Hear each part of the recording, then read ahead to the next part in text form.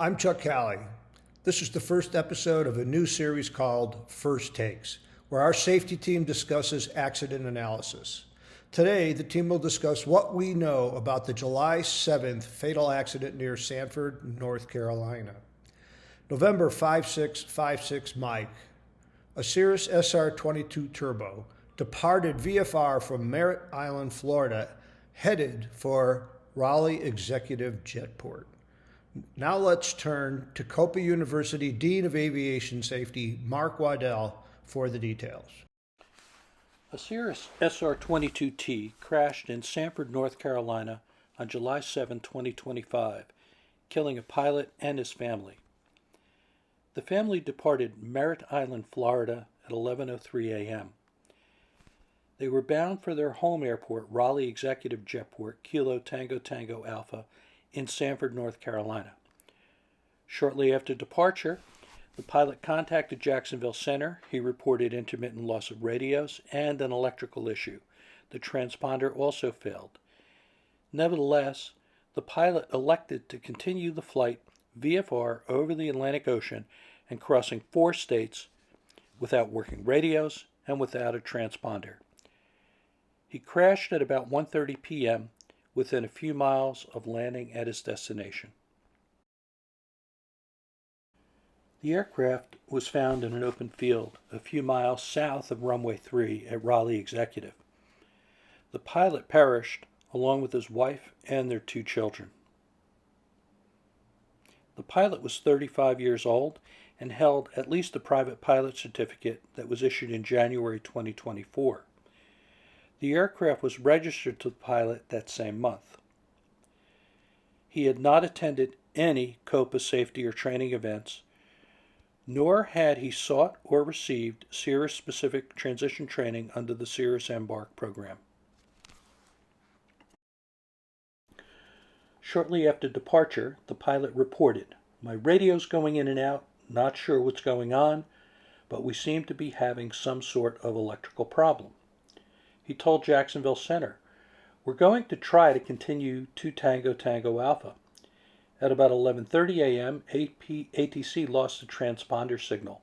The pilot reported it says it failed. Had the pilot considered diverting, the nearest Cirrus service center was in Kissimmee, Florida, which was only about 15 minutes west of his departure airport.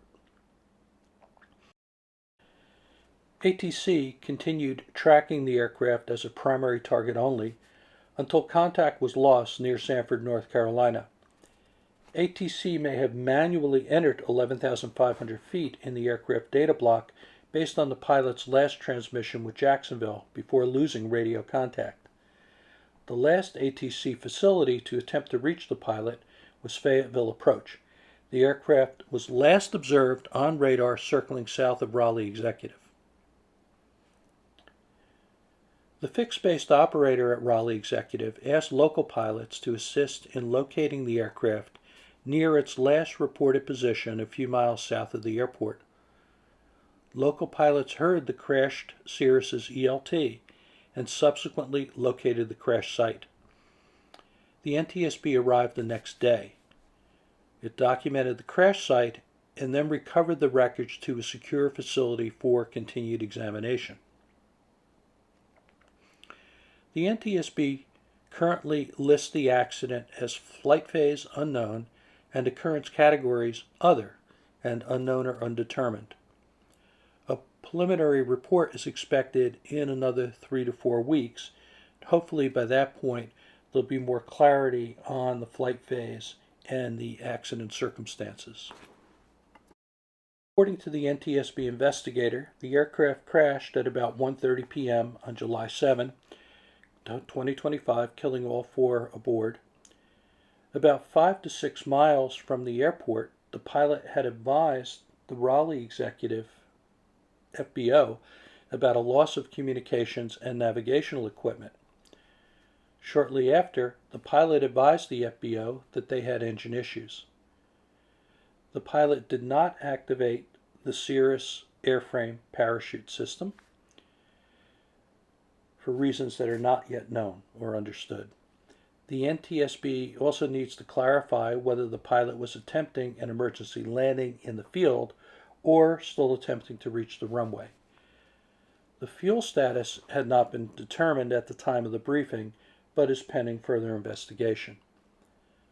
A reporter asked about the altitude at which the pilot first discovered engine problems, and the investigator replied, "We don't have that yet," adding that the pilot had previously reported communication and transponder issues, and that's playing a part into that. Earlier in the flight, while talking to Jacksonville Center, the pilot had reported unspecified electrical problems, radios cutting in and out, and a failed transponder. This is a simplified diagram that illustrates electrical distribution buses and power sources, along with the circuit breaker panel layout. There are two main distribution buses and an essential distribution bus separated by diodes that control the flow of electricity from four separate power sources. The aircraft's electrical system is powered by dual alternators, providing power generation redundancy. Two batteries provide additional redundancy in case one or both alternators fail in flight. The pilot reported that the transponder had failed about 30 minutes into the flight. The transponder is on the avionics bus, which is powered by main distribution bus 2. This bus receives power directly from alternator 2. In case of alternator 2 failure, alternator 1 would take over and power would flow via the diode connecting main distribution bus 1 to main distribution bus 2. In case both alternators failed, which is extremely unlikely, battery 1 would still take over the power supply until it was depleted. Radio 1, or COM 1 as it's called, and Navigator 1 are both on the essential bus 1. This bus receives power from main distribution bus 2, which is powered by alternator 2. In case of alternator 2 failure, alternator 1 would take up the load and power would flow via the diode connecting main distribution bus 1 to the essential distribution bus. In case both alternators failed, which again is extremely unlikely, battery 2 and subsequently battery 1 would take over the power supply until both were depleted. COM 2 and Navigator 2 are both on main bus 2, which is powered via main distribution bus 2 with redundant power sources, alternator 1 and battery 1, as previously described. This training diagram shows the same electrical schematic, but annotated with the enunciations that the pilot might see in flight and checklist references for training purposes. The system has current and voltage sensors that monitor the health of the critical electrical components during flight. The system automatically detects failures and enunciates these to the pilot on a primary flight display. The enunciations are color-coded for priority. Red warnings are emergency situations and require that the pilot refer to emergency procedure checklists. These checklists are found in the pilot's operating handbook. Yellow cautions are for abnormal indications. These have associated abnormal procedure checklists, which pilots are likewise expected to learn and perform. It is not yet clear exactly what electrical, navigational, or engine issues this pilot experienced before he crashed. Details for handling the most common issues are spelled out in the checklist procedures found in the pilot's operating handbook. Pilots are expected to learn and practice these procedures. They are a critical part of any new Cirrus pilot's transition training, as well as recurrent training for experienced pilots, so they can operate the aircraft safely and efficiently. However, sound judgment is also required. Even after it seems that pilots have resolved an emergency, they should always consider whether they should put the aircraft on the ground. They can then have a trained Cirrus technician inspect the aircraft and repair any discrepancies before continuing flight. Even if the airplane appears to be in sound condition, it may not be. Don't take an abnormal situation and turn it into an emergency. Use good judgment and fly safely. The G3 Cirrus has a robust, quadruply redundant electrical system. The pilot had Cirrus service centers nearly within gliding distance of his first report of electrical system failures. He chose to press on over the Atlantic Ocean in 4 states. Some of us question the wisdom of such aeronautical decision making.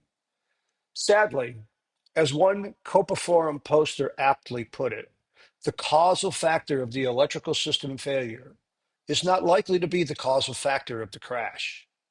It's in the hands of the NTSB now. If you're interested in joining the Cirrus Owners and Pilots Association or learning more about Cirrus Direct Training, we have put links in the show notes. I'm Chuck Cowley, and this is First Takes.